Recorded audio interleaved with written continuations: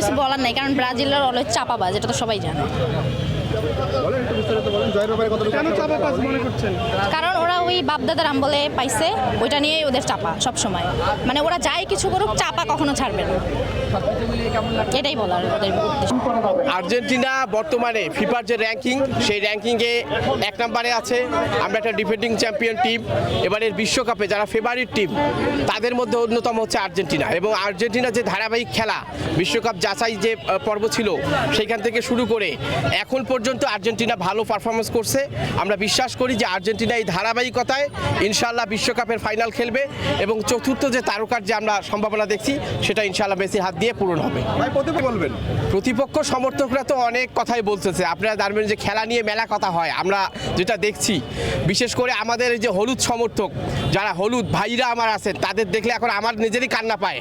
আমরা জার্মানির আজকে তাদের আপন ব্রাজিলের যে ছোট ভাই তাদেরকে খুঁজে বের করছে, যে তাদেরকেও 7টা গোল দিছে। মানে হলুদের প্রতি জার্মানির যে আগ্রহ এবং আক্রোশ, সেটার বহিঃপ্রকাশ আপনারা দেখছেন। যে জার্সি পরা যারা হলুদ, ব্রাজিল 7টা গোল খেয়েছিল, তাদের আপন ছোট ভাই কুসারা হলুদ প্যান্ট পরে, তাদের অবস্থা 7টা গোল দিচ্ছে, অর্থাৎ জার্সির পরে প্যান্টটাও খুলে নিয়েছে। তো আমার মনে হয় যারা ব্রাজিলের সাপোর্টার তারা অন্তত এইটা থেকে একটু শিক্ষা নেন। আর একটা মজার গল্প আপনাদেরকে শোনায় রাখি, গল্প তো না, তারাই বলতেছে যে নেইমার খেলে নাই দেখে নাকি ম্যাচটা ড্র হয়েছে। আরে নেইমার খেললে যে লাল কার্ড পাইতে এই সম্ভাবনাটা বলেন না কেন? কারণ ফিফা তো নিয়ম করছে যে পড়ে গেলেই হলুদ কার্ড। আর অভিনয়টা কে বেশি করে এটা সবাই জানেন। যাই হোক, আপনাকে প্রথমেই ধন্যবাদ জানিয়ে রাখি আর্জেন্টিনা ফ্যান্স ক্লাব রংপুরের পক্ষ থেকে। আপনি জানেন যে আজকে আমরা আপনি দেখতে পাচ্ছেন যে ব্যাপক আমরা আয়োজন করেছি, যা গত কয়েকদিন আগেই আপনি দেখছেন যে হলুদ ব্রাজিল সমর্থক এখন পর্যন্ত তারা কমিটি করতে পারে নাই। তারা এইমাত্র কিছুদিন আগে জেলা স্কুলে গিয়ে তারা কেবল ক্লাস করার জন্য ওখানে ভর্তির জন্য গেছিলো। ওখানকার মানে প্রধান শিক্ষক তারা দেখছে যে এখানে তাদের বয়স এখনও হয়নি স্কুলে ভর্তি হওয়ার মতন, তারপরে জোর করে তারা ভর্তি হওয়ার জন্য গেছিলো। কিন্তু আমরা বলবো যে আর্জেন্টিনা ফ্যান্স ক্লাবে তারা যেন এখানে যেন ভর্তি হয়। আমরা তাদেরকে কোনো বয়স দেখবো না, কোনো কিছু দেখবো না, আমরা সবাইকে আমরা ভর্তি নেব, নিয়ে আমরা এখানে তাদেরকে আমরা আর্জেন্টিনা ফ্যান্স ক্লাবের আমরা সদস্য করে নেব। আর দেখেন, বরাবরের মতোই অপ্রতিদ্বন্দ্বী একটা সিচুয়েশন পার করছে আর্জেন্টিনা। সেই জায়গা থেকে ওয়ার্ল্ড কাপে অনেকটা ফেভারিট।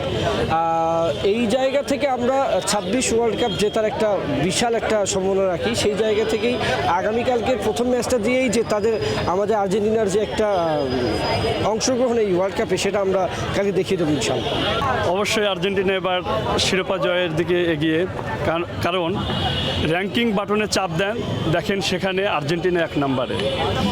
যদি সর্বোচ্চ শিরোপার বাটনে চাপ দেন, সেখানেও আর্জেন্টিনা 19টা শিরোপা নিয়ে সর্বশীর্ষে আছে। আর যে দলে মেসির মতন সর্বকালের সর্বশ্রেষ্ঠ প্লেয়ার আছে, সেখানে আমরা আশাবাদী যে 2026 সালে আমরা বিশ্বকাপ নিব। কারণ প্রত্যাশা যে এবার আমরা বিশ্বকাপটা নিব। আর যদি দেখা যায় এখন ব্যাপারটা কি দাঁড়ায়, কারণ আবার 90 সালের পর থেকে এখন পর্যন্ত এমন কোনো রেকর্ড নেই যে পরপর কেউ বিশ্বকাপ পাইছে। কিন্তু আমরা চাচ্ছি যে এবার সেই রেকর্ডটা ব্রেক হোক, আর্জেন্টিনা আবার বিশ্বকাপ জিতুক এবং আমরা এই আর্জেন্টিনা রংপুর ফ্যান্স ক্লাব আবার আমরা একসঙ্গে সেই বিজয় উদযাপন করি। আর্জেন্টিনা আপনারা জানেন যে বাংলাদেশের সবচেয়ে বেশি সমর্থক আর্জেন্টিনা ফুটবল টিমের, পাশাপাশি ব্রাজিল আছে, জার্মানি আছে, ইটালি আছে। তো আমরা তো সবসময় প্রত্যাশা করি যে আমরা যেই দলকে পছন্দ করি বা ভালোবাসি, সেই দলটা যেন আবারও কাপ নেয়। গতবার যেহেতু লাস্ট ওয়ার্ল্ড কাপে আমাদের আর্জেন্টিনা চ্যাম্পিয়ন হয়েছে, তো আমরা এবারও আশাবাদী যে আমরা এবারও চ্যাম্পিয়ন হব ইনশাআল্লাহ। এবং পাশাপাশি ব্রাজিলের জন্য শুভকামনা, তারা তো সবসময় হট ফেভারিট বলে।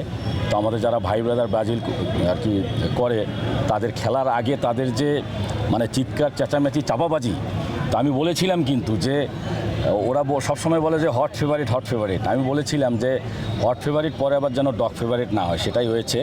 তো তাদের জন্য শুভকামনা থাকলো, তারা যেন অন্তত প্রথম রাউন্ডটা পার করে।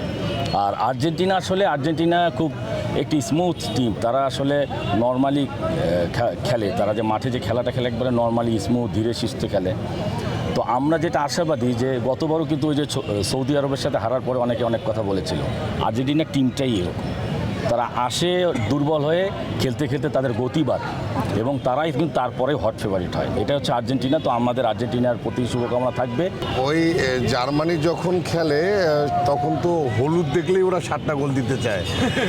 মানে গতকালকেও কিন্তু যে দলকে 7টা গোল দিয়েছে তাদের প্যান্টটা সম্ভবত হলুদ ছিল, ঠিক আছে। ওটা দেখেই হয়তো বা পুরনো স্মৃতি মনে পড়েছে, তাই 7টা গোল দিয়েছে। ওই বিষয়ে আমাদের কোনো ভাষ্য নাই। আমরা জাস্ট এতটুকু বলতে চাই ব্রাজিলকে যে আর্জেন্টিনা আর যে কোচ স্কলনি এই মানে ও কিন্তু খুব নীরবে নিভৃতে বিশ্বকাপ নিয়েছে 2022 সালে। তো মানে আমাদের কোচের মতো প্লেয়াররাও তারা চেঁচামেচি করে না, তারা ভদ্র নম্র, তারা সুন্দরভাবে এবারও বিশ্বকাপ নেবে। ব্রাজিলকে আমরা চাইবো ব্রাজিল যেন সেকেন্ড রাউন্ড পর্যন্ত যায়, ঠিক আছে।